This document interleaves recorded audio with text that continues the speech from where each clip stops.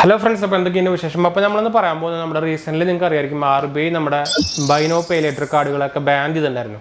അതായത് നമ്മുടെ just money, slice, അതായത് unique card, post pay card, lazy pay ഇതൊക്കെ നമുക്ക് റീസെന്റ്ലി ഇപ്പോൾ ഒരു ബാൻ വന്നിട്ടുണ്ടായിരുന്നു. നിങ്ങൾ എന്തായാലും നമ്മൾ ഇതിന് ന്യൂസും വീഡിയോ ഇട്ടിട്ടുണ്ടായിരുന്നു. അപ്പോൾ നിങ്ങൾ എന്തായാലും അത് കണ്ടിട്ടുണ്ടായിരിക്കും. അപ്പോൾ കുറേ പേര് അതിൻ്റെ സംശയകാരങ്ങളൊക്കെ ഉണ്ടായിരിക്കും എന്തുകൊണ്ടാണ് RBI ഇത് ബാൻ ചെയ്തതെന്ന്. അപ്പോൾ റീസെൻ്റ്ലി ഇപ്പോൾ നിങ്ങൾക്കറിയാം, ഇപ്പോൾ കുറച്ച് കാലമായിട്ട് 2-3 കൊല്ലമായിട്ട് ഈ ബൈ നോ പേ ലെറ്ററിൻ്റെ സംഭവം ഭയങ്കര ബൂമായിക്കൊണ്ടിരിക്കുകയായിരുന്നു. എന്താ വെച്ചാൽ എല്ലാവർക്കും നമുക്കൊരു ക്രെഡിറ്റ് കാർഡ് പോലത്തെ ഒരു ക്രെഡിറ്റ് ലൈൻ കാർഡ് കൊടുക്കുമായിരുന്നു ഒരു രീതി. അതായത് നമുക്ക് ഇപ്പോൾ അറിയാം, ഇപ്പോൾ റീസെൻ്റ്ലി ഒരു സർവേ നടത്തി നോക്കിയാൽ ഒരു 97 ഇന്ത്യയിലത്തെ കാര്യം പറഞ്ഞിട്ട് നമ്മൾ 97% യൂസേഴ്സും ക്രെഡിറ്റ് കാർഡ് യൂസേഴ്സ് അല്ല. അതായത് 3% യൂസേഴ്സ് മാത്രമേ ഉള്ളൂ ക്രെഡിറ്റ് കാർഡ് യൂസ് ചെയ്യുന്നത്, അഥവാ ക്രെഡിറ്റ് കാർഡിന് എലിജിബിലിറ്റി ഉള്ളത്. അപ്പോൾ ബാക്കിയുള്ള ഒരു മാർക്കറ്റ് ഉണ്ടല്ലോ, അത് ഭയങ്കര വലിയ മാർക്കറ്റാണല്ലോ. ഒരു 97% എന്ന് പറയുമ്പോൾ വലിയ മാർക്കറ്റാണ്. അപ്പോൾ അതിനെ ലക്ഷ്യം വെച്ചുകൊണ്ടാണ് ഈ buy now pay later card actually ഇത് ഇറങ്ങി തുടങ്ങിയത്. ആക്ച്വലി ഒരു 3-4 കൊല്ലമായിട്ട് നമ്മുടെ ജസ്റ്റ് മണിയും സിമ്പിളും ഒക്കെ കുറച്ച് 3-4 കൊല്ലമായിട്ട് മുമ്പേ ഉണ്ട്. പക്ഷെ അത് ഇങ്ങനെ കാർഡ് രൂപത്തിലോ അതോ അങ്ങനെ വാസ്റ്റ് ആയിട്ടൊന്നും ഇങ്ങനെ കൊടുക്കാറില്ല. ആക്ച്വലി ഇപ്പോൾ ഒരു ചെറിയ എമൗണ്ട് അങ്ങനെയൊക്കെയാണ് കൊടുക്കാറ്. പക്ഷെ ഇപ്പോൾ റീസെൻ്റ്ലി 2 കൊല്ലം മുമ്പാണ് ഇത് ഭയങ്കരമായിട്ട് ബൂം ആയതുകൊണ്ട് ഇഷ്ടംപോലെ കമ്പനീസ് വന്നു. അപ്പോൾ കുറേ ഇങ്ങനെ ബൈ നോ പേ ലെറ്റർ കാർഡുകളും ആപ്പുകളും വാലറ്റുകളും ഒക്കെ ഇഷ്ടംപോലെ വന്നിട്ടുണ്ടായിരുന്നു. അപ്പോൾ റീസെൻ്റ്ലി ഇത് ആക്ച്വലി ബാൻ ചെയ്യാൻ കാരണം കുറച്ച് ഫാക്റ്റുകളുണ്ട്.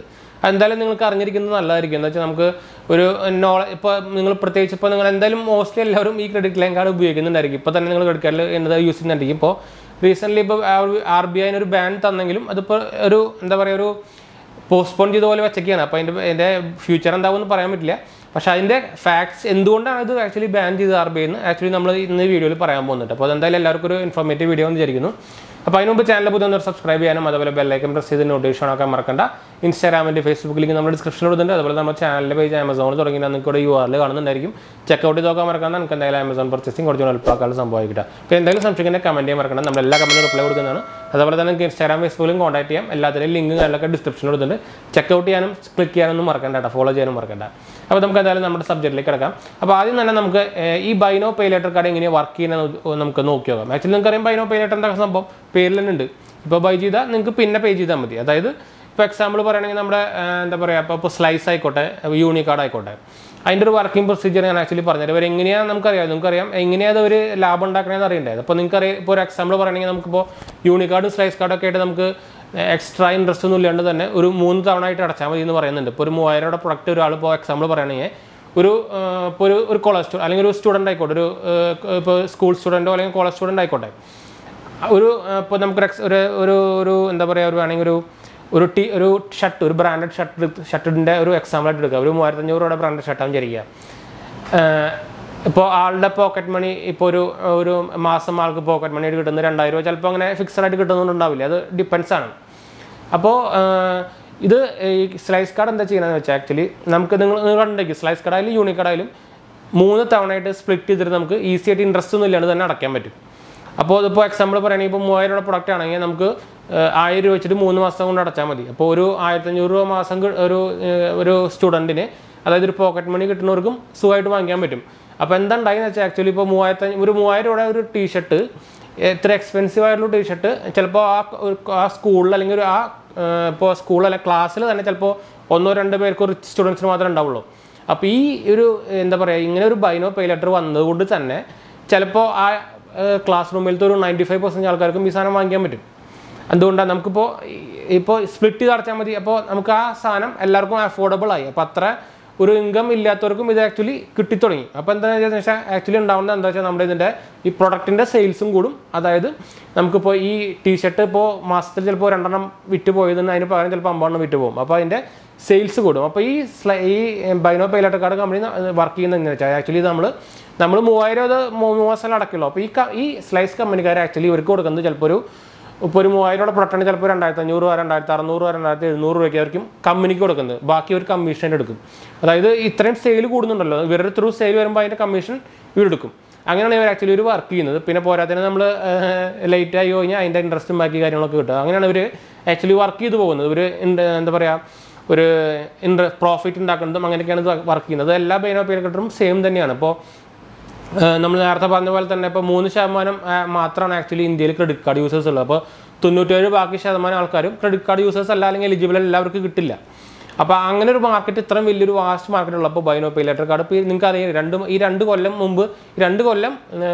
മുമ്പ് വരെ ഇത്രയ്ക്ക് ഞങ്ങൾ ബൂമായിരുന്നത്. ഈ 2 കൊല്ലത്തിന് തുടങ്ങിയ ശേഷമാണ് 2020 സ്റ്റാർട്ടിംഗ് ഒക്കെ തുടങ്ങിയ ശേഷമാണ് ഭയങ്കര ഒരു വളർച്ച ഉണ്ടായത്. ഒരു 550% ഒക്കെ വളർച്ച ആയി. ഇപ്പോൾ 2021 നോക്കുകയാണെങ്കിൽ 630-640% ഒക്കെ വളർച്ചയാണ് ഇതിന് വന്നേക്കുന്നത്. അപ്പോൾ ഇത് ഇങ്ങനെ വളർച്ചയുള്ള ഒരു സംഭവമാണ് ആക്ച്വലി ഇപ്പോൾ RBI ബാൻ ചെയ്തിരിക്കുന്നത്. അതിന് കുറച്ച് ഫാക്ട്സുകളും കാരണങ്ങളും ഉണ്ട്. ഒരു സ്പെസിഫിക് ആയിട്ട് കുറച്ച് കാരണങ്ങളുണ്ട്. ആക്ച്വലി ഇത് നോക്കിക്കഴിഞ്ഞാൽ കസ്റ്റമേഴ്സിനും അല്ലെങ്കിൽ നമുക്കൊരു സിറ്റിസൺസിനും നല്ല സംഭവം തന്നെയാണ് ഇത് ബാൻ ചെയ്തതെന്ന് പറയുന്നത്. മെയിൻ കാരണം എന്താ വെച്ചാൽ നമുക്ക് ഇതിൻ്റെ മെയിൻ റീസണിലേക്ക് പോയി കഴിഞ്ഞാൽ ആക്ച്വലി ഇപ്പോൾ നിങ്ങൾക്ക് അറിയാം, നമ്മുടെ ക്രെഡിറ്റ് കാർഡും കാര്യങ്ങളൊക്കെ നമുക്ക് സാലറി കാര്യങ്ങളൊക്കെ ഉണ്ടായാലും നമുക്കിത് കിട്ടുള്ളൂ. അപ്പോൾ മോസ്റ്റ്ലി ക്രെഡിറ്റ് കാർഡ് യൂസേഴ്സ് എല്ലാവരും 25 വയസ്സിൻ്റെ മുകളിലുള്ളവരായിരിക്കും. അതുപോലെ തന്നെ സാലറി എംപ്ലോയിഡ് ആൾക്കാർക്ക് അല്ലെങ്കിൽ ഒരു എന്താ പറയുക ബിസിനസ് ഉള്ള ഒരാളായിരിക്കും. അപ്പോൾ ആൾക്ക് മണി മാനേജ്മെൻറ്റിനെ കുറിച്ച് അത്യാവശ്യം ഒരു വിവരമുണ്ടാവും. എന്ന് വെച്ചാൽ തീരെ ഭയങ്കരമായിട്ട് സംഭവം ഇല്ലെങ്കിലും അത്യാവശ്യം എന്തെങ്കിലുമൊക്കെ ഒരു വിവരമുണ്ടാവും. എന്ന് വെച്ചാൽ നമുക്ക് മാസം ഇത്ര കിട്ടുന്നു, നമുക്ക് ഇത്ര സ്പെൻഡ് ചെയ്താൽ ഞാൻ ജീവിക്കാൻ പറ്റുള്ളൂ നമുക്കൊരു ഐഡിയ ഉണ്ടായിരിക്കും.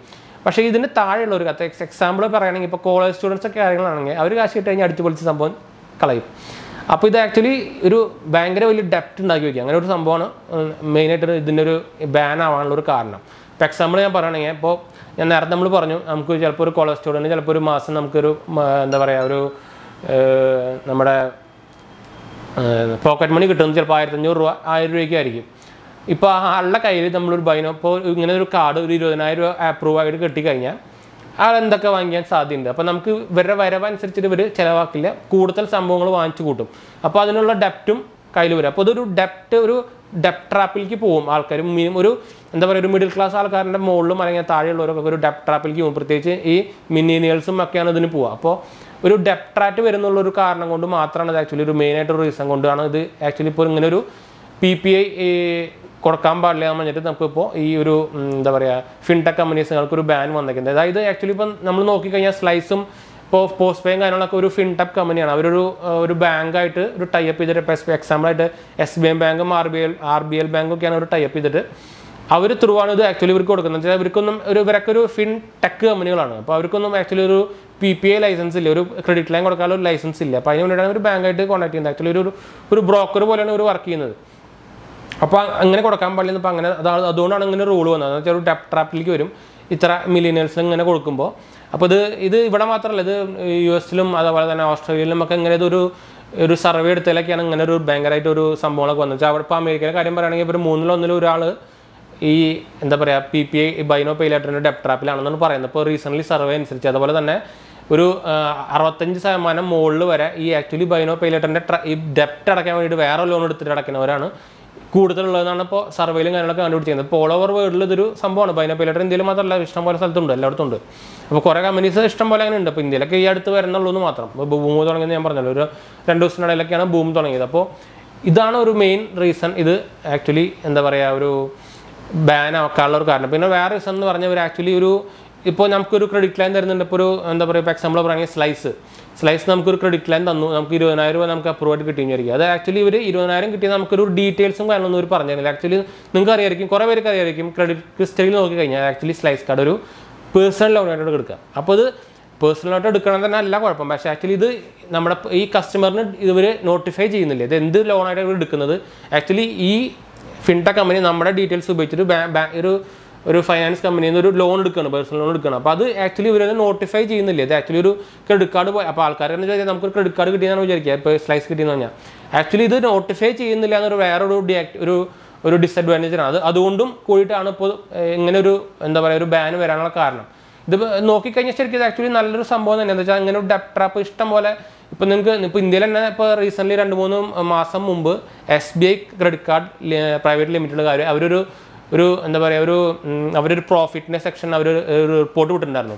അതിൽ 65-50% മുകളിൽ, അതായത് 50% to 65% വരെ അവർക്ക് പ്രോഫിറ്റ് കിട്ടിക്കുന്നത് ലേറ്റ് ഫീ പേയ്മെൻറ്റ് എന്നാണ്. അപ്പോൾ നിങ്ങൾക്ക് ഊഹിക്കാം എത്ര ആൾക്കാർ ഇതിനൊന്നും നോക്കാണ്ട് ലേറ്റ് ഫീ അടയ്ക്കുന്നത് ഇഷ്ടംപോലെ അടച്ച് പോകുന്നുണ്ടെന്ന്. ഓൾറെഡി അവർ നമ്മുടെ ഈ EMI ആക്കുമ്പോൾ തന്നെ ഇഷ്ടംപോലെ ചെറുതായിട്ടൊക്കെ അഡ്ജസ്റ്റ് ചെയ്തിട്ടാണ് ഇവർ ഈ ബാങ്കിൻ്റെ ഡെപ്റ്റും കാര്യങ്ങളൊക്കെ എടുക്കുന്നത്. നിങ്ങൾക്ക് എന്തായാലും അറിയായിരിക്കും. അതിനിടയ്ക്കൂടെ ഈ നിങ്ങൾക്കറിയാം പെനാൽറ്റി എന്ന് പറയുന്നത് ഫീ എന്ന് പറയുന്നത് ക്രെഡിറ്റ് കാർഡിൻ്റെയൊക്കെ പെർ ഡേ ആണ് ഇൻട്രസ്റ്റ് കയറിക്കൊണ്ടിരിക്കുക. അപ്പോൾ ഇത്രയും സംഭവങ്ങളാണ് ഈ ക്രെഡിറ്റ് കാർഡിൽ തന്നെ കയറിക്കൊണ്ടിരിക്കുന്നത്. അപ്പോൾ ഇത് ഇത്രയും ഈ സ്കോളർ സ്റ്റുഡൻസിനും കാര്യങ്ങളൊക്കെ ഈ പേ ലേറ്റർ കാർഡ് അതേ സംഭവം തന്നെയാണ്. ഇവർ ഡ്യൂ ഡേറ്റ് കഴിഞ്ഞ് കഴിഞ്ഞാൽ അതിൻ്റെ ലേറ്റ് ഫീ കാര്യങ്ങളൊക്കെ പിടിക്കുന്നുണ്ട്. അപ്പോൾ ഒരു ഡെപ്റ്റ് ട്രാപ്പ് വലിയൊരു ഡെപ്റ്റ് ട്രാപ്പിൽ പെടാണ്ടിരിക്കാൻ വേണ്ടി ആക്ച്വലി ഇപ്പോൾ RBI ഇങ്ങനെ ഒരു സ്റ്റെപ്പ് എടുത്തിരിക്കുന്നത്. ആക്ച്വലി ഇതൊരു നല്ല മൂവ് തന്നെയാണെന്ന് ഞാൻ പറയുള്ളൂ. എന്താ വെച്ചാൽ ഈ ക്രെഡിറ്റ് കാർഡ് ആണെങ്കിലും ക്രെഡിറ്റ് ലൈൻ കാർഡ് ആണെങ്കിലും നല്ലോണം സൂക്ഷിച്ച് ഉപയോഗിച്ചില്ലെങ്കിൽ ശരിക്കും നല്ല പണി കിട്ടും. എന്ന് വെച്ചാൽ നല്ലൊരു തലയിൽ ഭയങ്കര ഡെപ്റ്റ് വരും. ഇപ്പോൾ പ്രത്യേകിച്ച് നമ്മുടെ ഈ ക്രെഡിറ്റ് ലൈൻ കാർഡുകളെ കുറിച്ച് പറഞ്ഞു കഴിഞ്ഞാൽ മോസ്റ്റ്ലി എല്ലാവരും കോളേജ് സ്റ്റുഡൻസ് ആണ് അത് എടുക്കുന്നത്. അപ്പോൾ എനിക്ക് തന്നെ കുറേ സംശയം ചോദിച്ചിട്ട് നമുക്ക് ഇൻസ്റ്റാഗ്രാമിലൊക്കെ വരുന്നുണ്ട്. അപ്പോൾ മിക്ക ആൾക്കാരും കോളേജ് സ്റ്റുഡൻ്റ് ആണ്. അപ്പോൾ അത് സൂക്ഷിച്ച് ഉപയോഗിച്ചില്ലെങ്കിൽ ശരിക്കും നല്ല പണി വരും. എന്ന് വെച്ചാൽ നമ്മൾ ചിലപ്പോൾ ഒരു 1000 രൂപയ്ക്ക് നമ്മൾ വാങ്ങിക്കേണ്ട സ്ഥാനത്ത് നമുക്ക് ഇങ്ങനെ ഒരു ക്രെഡിറ്റ് ലൈൻ കിട്ടിയാൽ ചിലപ്പോൾ നമുക്ക് 20,000 രൂപ നമ്മൾ സാധനം വാങ്ങിക്കും.